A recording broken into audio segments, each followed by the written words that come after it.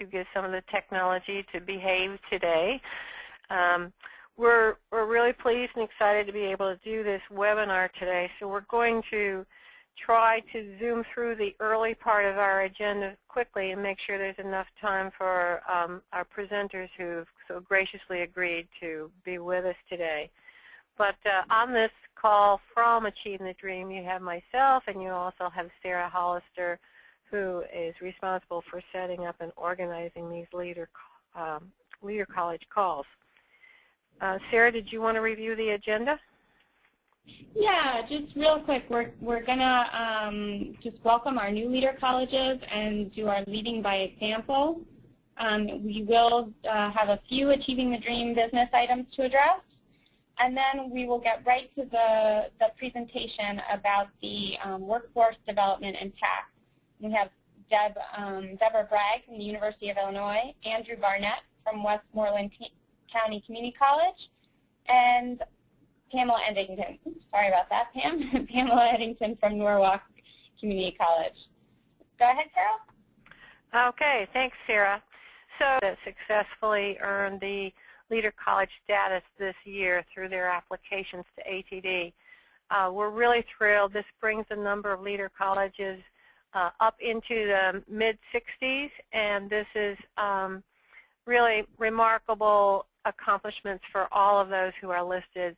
The way of qualifying for Leader Colleges is getting a little tougher every year as we're refining the process.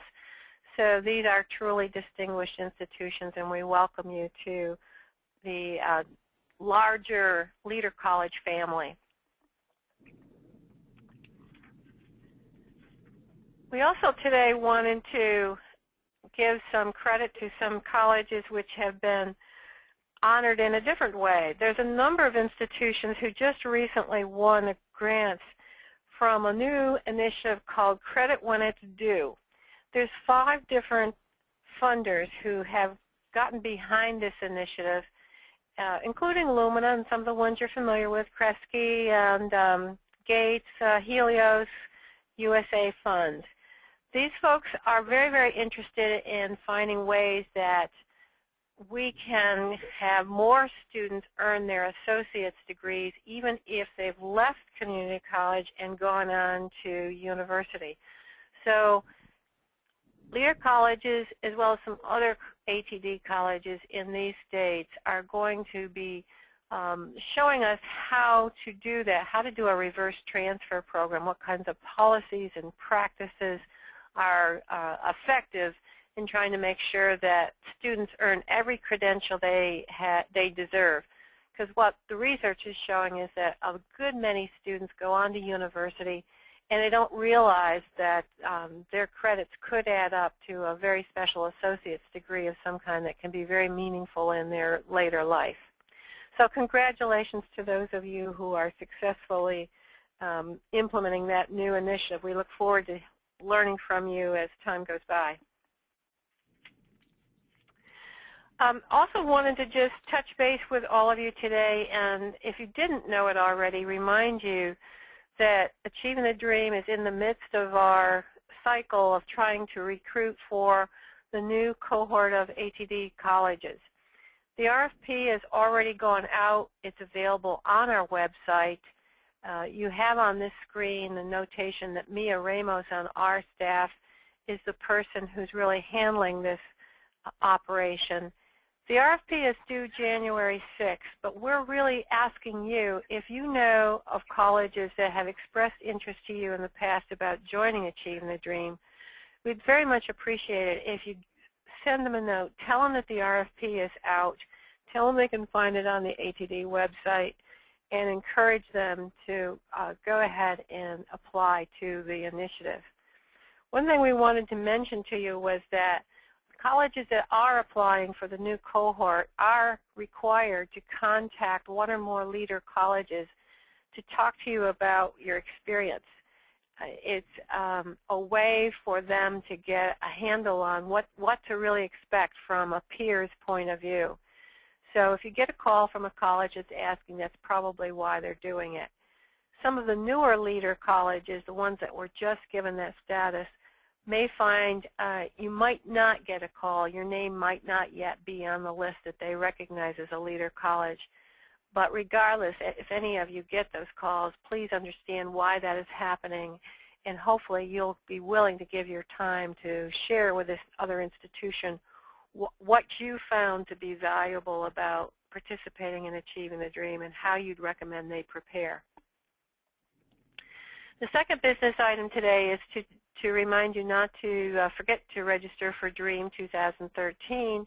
Had really good enrollment so far at this time. There are a number of other meetings that are going to happen during the course of DREAM.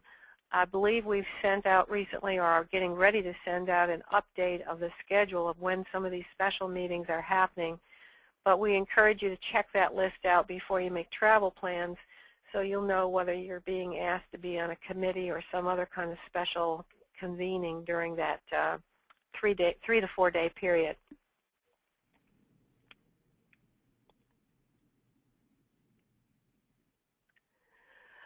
We wanted to take just a minute or two to ask those of you who are on the call today what you're thinking about the structure that we've had for these webinars.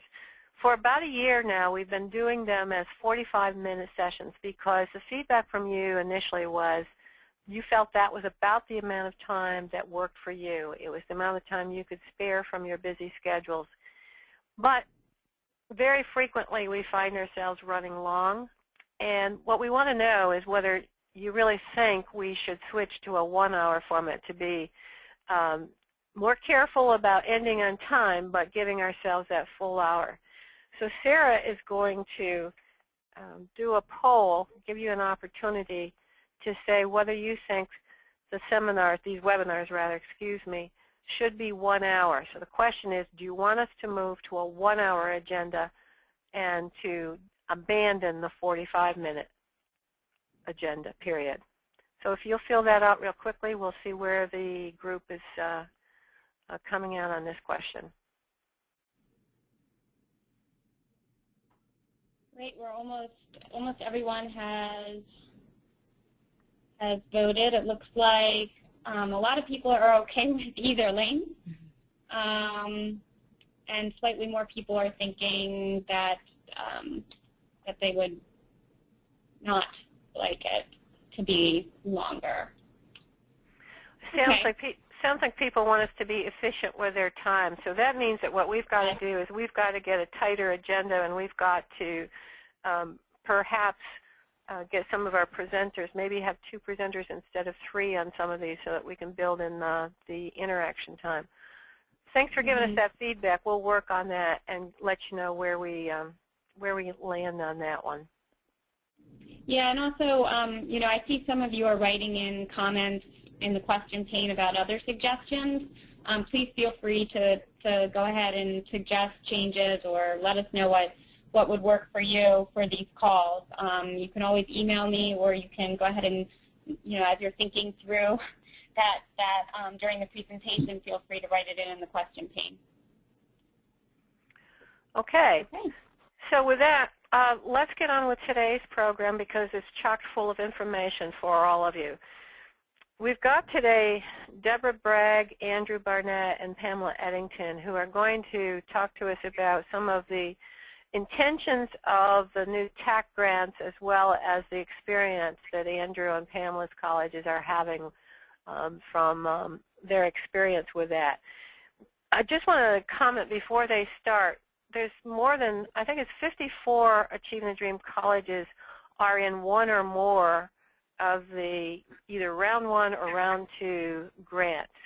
So a good portion of our colleges are working in this space, either as a round 1 or round 2 site. So this is getting to be a very timely topic, and it's one that I think we're going to find more and more of our ATD time is dedicated to working on the issues that are addressed by the new TAC work. So with that, I want to ask Deborah if she would begin by giving us the framework, the overview of what is intended and how this is being organized and implemented across the country.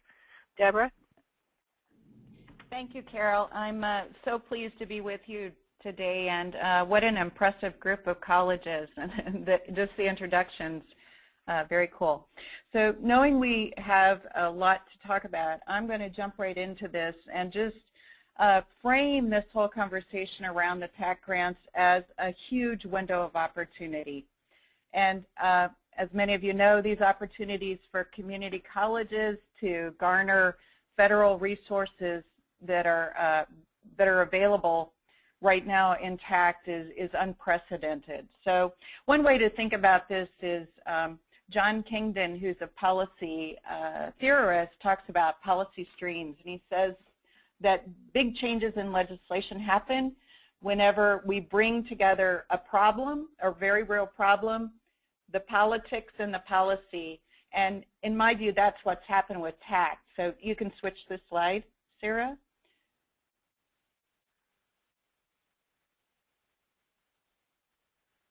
So in this case, you all know this. We had a recession. We had a growing skills gap. We have college completion rates that are falling, and we had a new president who identified community colleges at the center of some of this work and really began to talk about moving the workforce and economic development agenda with community colleges front and center.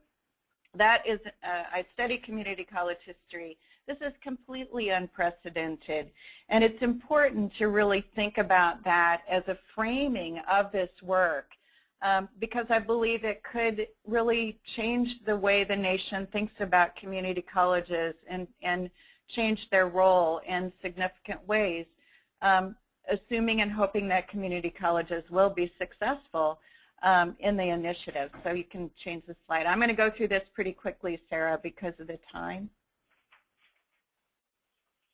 So $2 billion on the street in federal investment, with $1 billion already awarded or in the process of being awarded to community colleges across the country. The next slide. The TAC grant itself, this is language from the first SGA that was used to solicit the applications for TAC. And I think it's really significant to note the target population. And while it is the TAC-impacted workers, the legislation was very clear about extending these programs and potential benefits to low-skilled populations. But the emphasis, you know, to be very clear, is on the preparation of populations who sometimes, you know, as we know, have struggled in higher education. It's really around improving skills, getting credentials tied to the skill acquisition that lead to employment. And that connection, when we started, I said, you know, this initiative is tied to college completion. But this vision extends the college completion agenda into the labor market. And it really begins to ask us, how are our students doing who complete these programs? So the next slide. Now let's be clear here. The TAC grants, to their credit, from the beginning said some of this idea is new, that the idea of the federal investment on this scale is new, but the work that colleges are going to be doing has been done for a while, and achieving the dream is at the top of the list. The success of the colleges who are part of achieving the dream is no mistake. The federal government said, let's do this, but let's not start over. What do colleges know about being successful serving populations of students who we're going to be bringing into the colleges, and what do we know about that? And there's a long list of initiatives that provide lessons that are evidence-based, that form the backbone of TAC programs. And I'm not going to read through them. You can see the list there. And there's many more. I don't want to leave anybody out. But there's a lot that's happened over the last decade that positions, I think, community colleges so well to do this work. So the next slide. So what do we have? We have round one, $20 million consortium grants, $5 million for institutions. The second round, the dollars were a little bit less. Large consortium configured in ways across states or across the nation. Again, unprecedented kinds of formation of consortium securing federal funds that present an opportunity. To me, this is all about opportunity. And then what are the primary industry sectors? Because we are preparing people for employment in the workforce: healthcare, advanced manufacturing, IT, energy, and we've had in the second round of TAC really seen some different areas emerge as well. So the next slide. So this is the enhancing the community college role in workforce and economic development. And it is, there's a long history of this. We can go back 2 or 3 decades to see the really how community colleges have emerged in their partnerships with employers, in their deeper relationships with the Workforce Investment Act, with the local and state workforce investment boards, with partnerships in communities that really assist student populations that need to be part of higher education, and where the community college can really assist in employment opportunities. That's the opportunity that TAC presents. And I think I have one more slide maybe.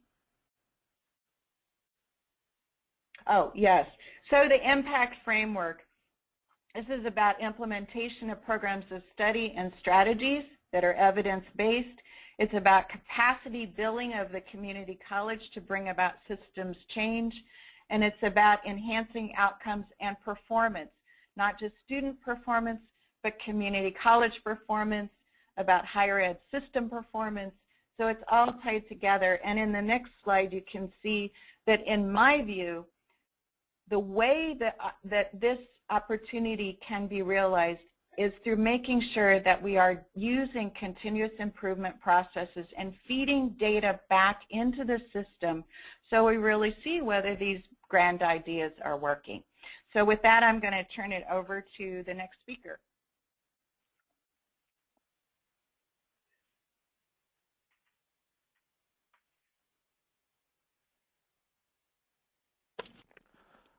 Guess from the slide there that I'm the next speaker. This is Andrew Barnett from Westmoreland County Community College. Shall I proceed? Hello? Yep, go ahead. We can hear you, Andrew. Okay, I was having trouble hearing once I picked up my receiver. I'm sorry. Again, Andrew Barnett from Westmoreland County Community College. I appreciate Deborah's overview of TAC because it really personally is helpful to me because I'm not directly involved in our TAC round one activities here.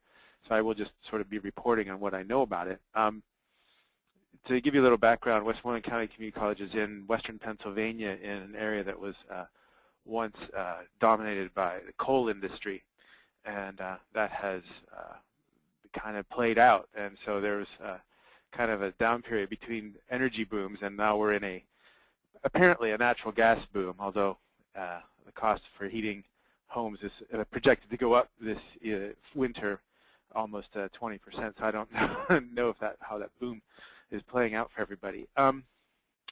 Regardless, the president's vision for this, the college's president had a vision for this college to be positioned to take part in this energy boom and sort of be a key player in it. And so he's got a team working very vigorously to position us there.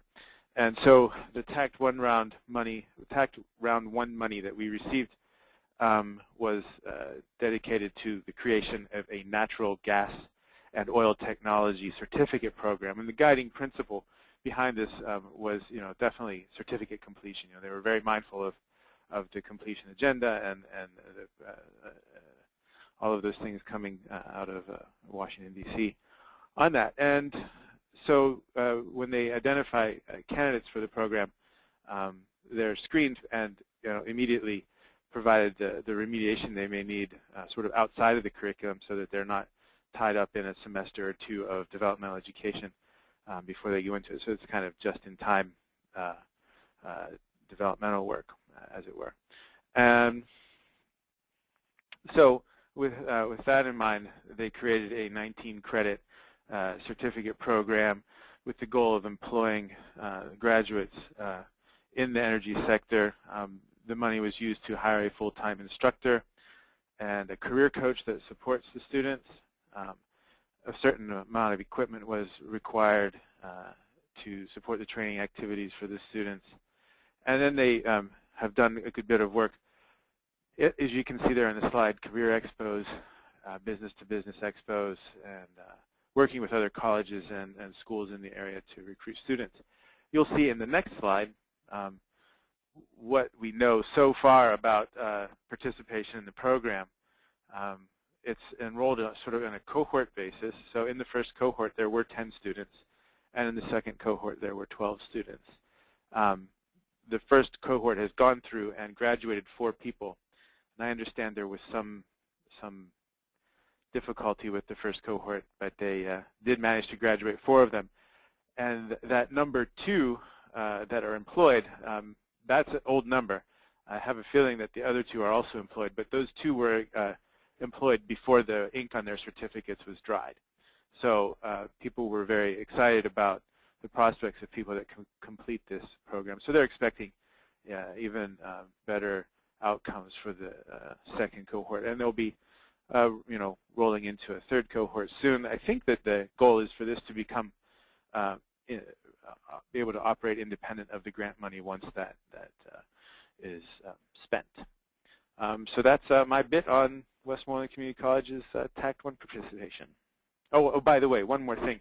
Some of the money that was spent was used to develop a website that would sort of connect students with employment, and it's apparently gotten a lot of attention. And if you are interested in seeing how that works out, you can just in your web browser type in shle.net, S-H-L-E.net, and explore some of how that money was spent as well.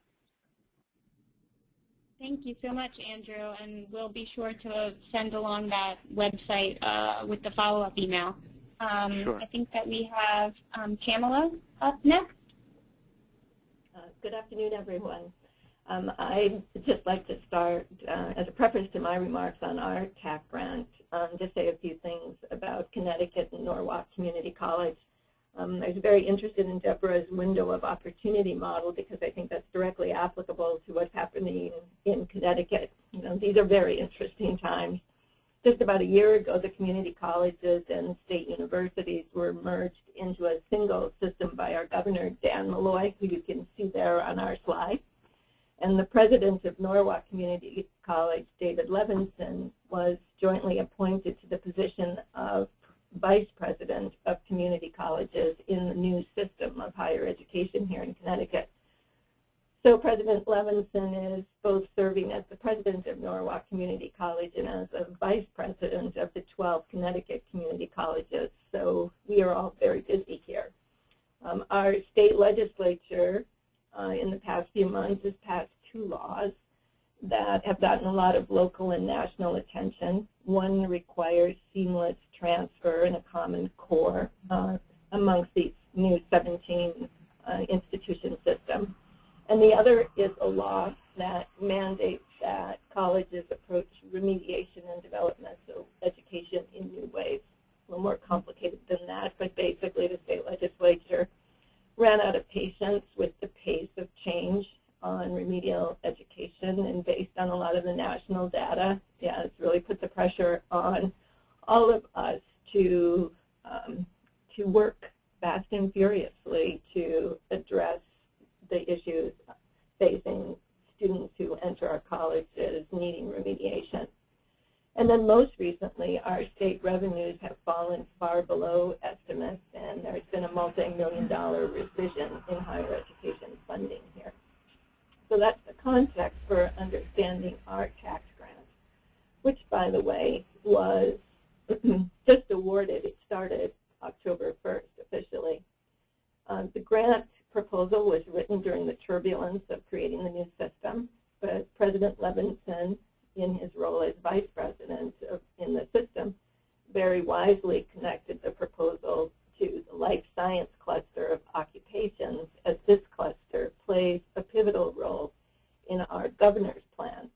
revitalize the Connecticut economy. Jackson Laboratories, which is doing cutting-edge research on genetics and personalized medicine, is located in our state and is one of the partners that we have an opportunity to work with in this grant. Secondly, Norwalk Community College just recently opened a state-of-the-art science, health, and wellness building.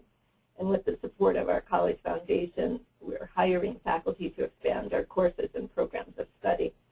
So the emphasis in this tax grant on life sciences is an excellent fit for Norwalk's leadership role. We are very pleased to welcome Secretary Solis and Governor Malloy to MCC to make the announcement of the grant award. That happened in just this past September. And third, as you can see in our partners, there's a combination of both community colleges and the State University, and Charter Oak is an online state college, a totally online college here in Connecticut. And it was very strategic to have a partnership between the community colleges and the State University and the online college, as they are now we're all part of one system. So this collaboration, which comes with significant financial resources for all the partners, is very important, and has become even more important given the revisions that we are having to do in each of our institutions. And I'll also point out that Capital Community College, which is listed as our first partner, was also an Achieving the Dream college here in Connecticut, along with Norwalk Community College. So, and then finally, as you see who the focus of the tax grants are, we're going to be strengthening our partnerships with workforce enforcement programs that we develop will be employed. This last slide gives you an outline of the work that Norwalk Community College and our partners have committed to.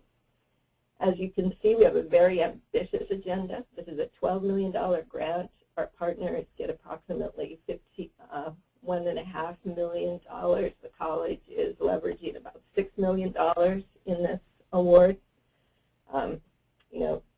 I'd be more worried about our achieving all of this if we didn't have 8 years of experience with Achieving the Dream.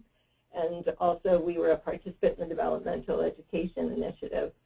We've learned by working with these programs the importance of data-driven decision-making, the necessity of aligning student success initiatives so that they complement and don't compete with each other, and the invaluable importance of learning from our colleagues' experience. So on behalf of Norwalk Community College, we look forward to sharing our work on this grant as it evolves over the next 3 years. So Sarah, I'm going to put it back to you if you're going to facilitate questions. Great. Thank you so much to all three of our presenters. It really helps to get the overview and then, of course, the college perspectives and hear more about what everyone is working on. At this point, we are going to take questions or comments that anybody in the audience might have, whether you have questions for our presenters or perhaps you'd like to go ahead and say a little bit about what your college is doing or TACT. I see here that Sandy Robinson has her hand raised, so I'm going to go ahead and unmute you. Sandy, did you have a question? Yes, I did. One question regarding the prior learning assessments. I wanted to get an idea of what you're using as a tool for the prior learning assessment. This is Pamela. The prior learning assessment is going to be done through Charter Oak.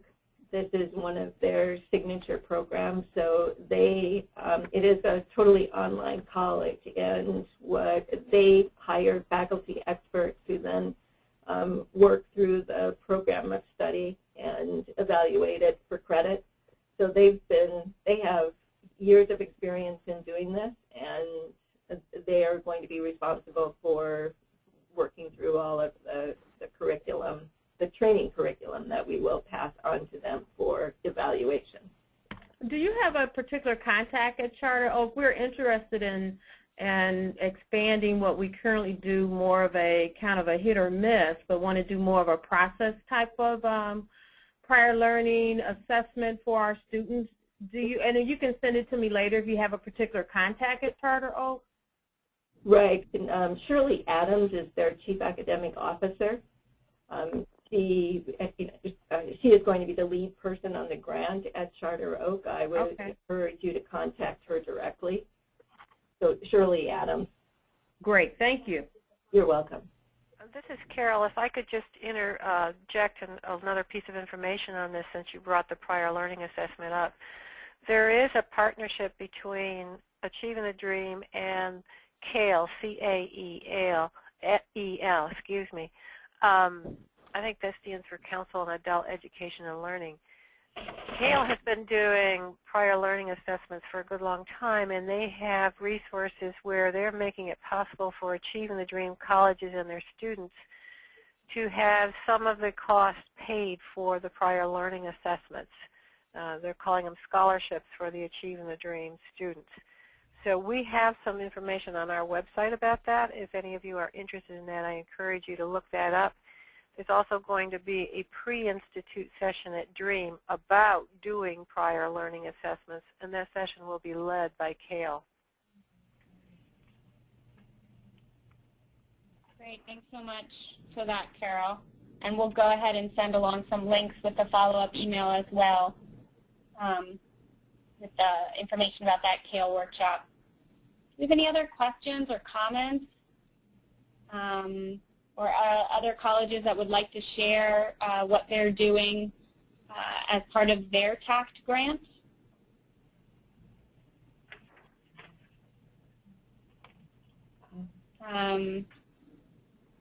Looking through here.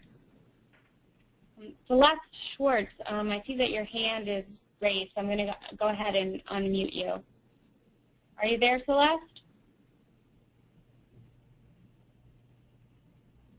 Okay, I guess that was an accident. I'm going to go ahead and mute you again.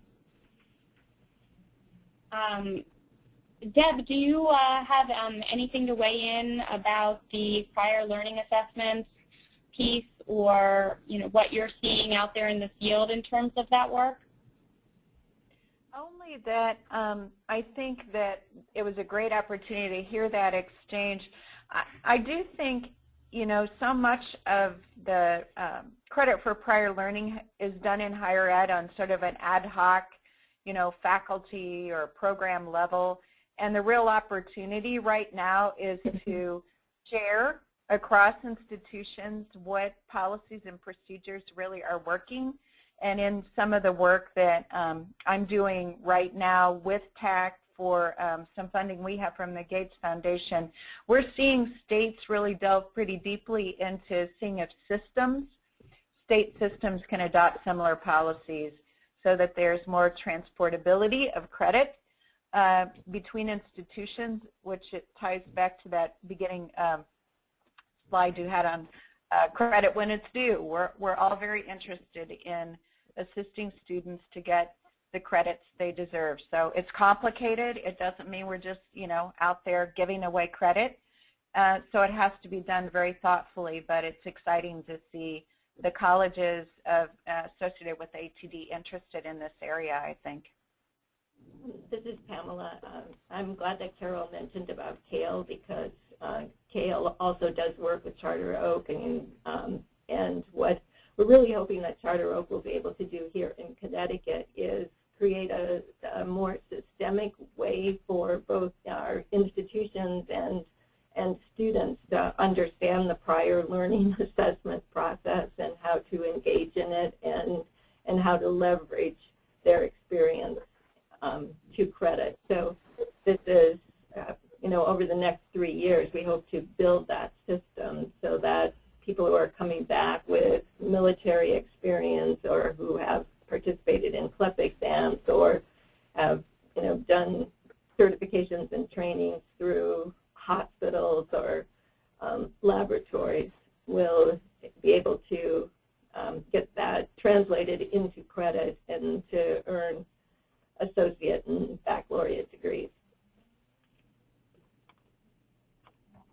Great, thanks. I don't see any other questions right now from the audience. I guess I would like to pose a question out to our listeners. and just ask them if anyone would be willing to comment if their college has been doing a good job, or what kind of work has been doing to connect the tax grant to perhaps the ongoing Achieving the Dream work. If anyone would like to comment on that, I know Pamela, you mentioned that a bit. While we're waiting for people to possibly raise their hands and talk, would you like to say a little bit more about how that's built up at your college?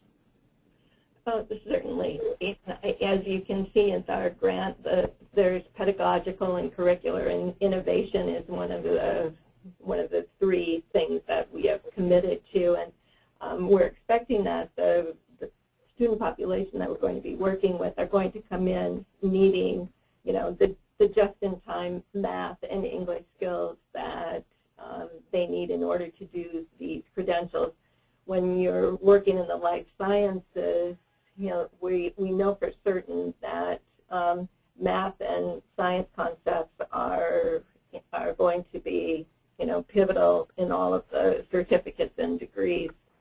And therefore, we're going to have to work on those particular issues with this population. So through our Achieving the Dream work, being able to create modular instruction, access the online technological supports that are available in mathematics and English, creating opportunities for students enrolled in programs to work in tutoring centers with faculty guidance is also going to be extremely important. I think some of the exciting things, new things that we're going to be looking at are the smartphone applications.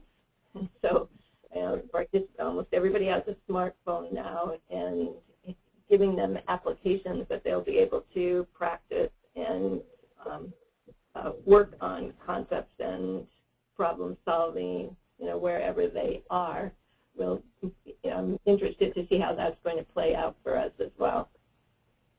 But certainly 8 years of Achieving the Dream have, I think we've got a running start on this work. Great, thanks so much. I think we're going to possibly move on and stay within our time frame here. So, Carol, I want to turn it over to you to talk about the next month's call, and then we'll go ahead and take a poll on this one. Okay, thank you, Sarah.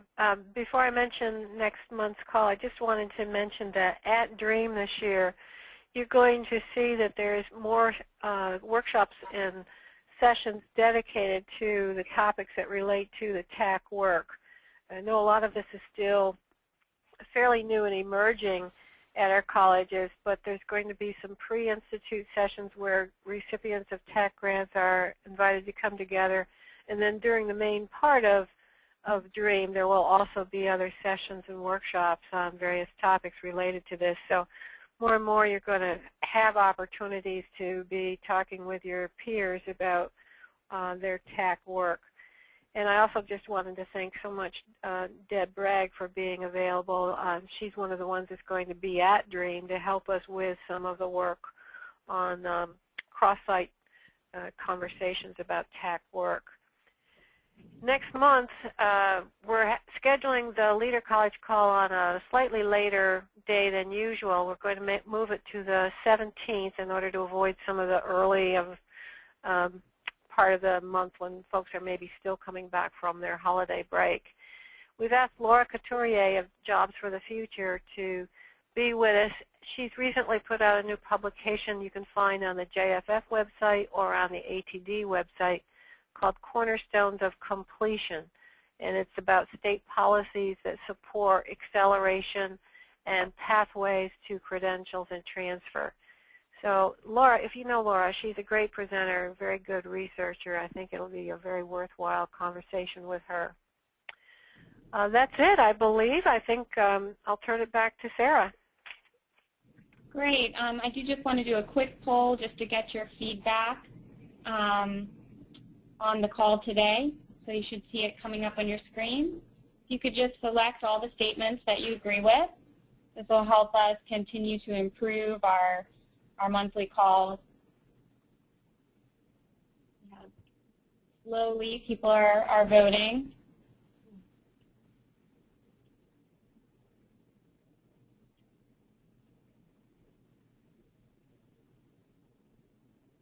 Great. I'm going to give you about 2 more seconds to vote, and then we'll go ahead and publish the results.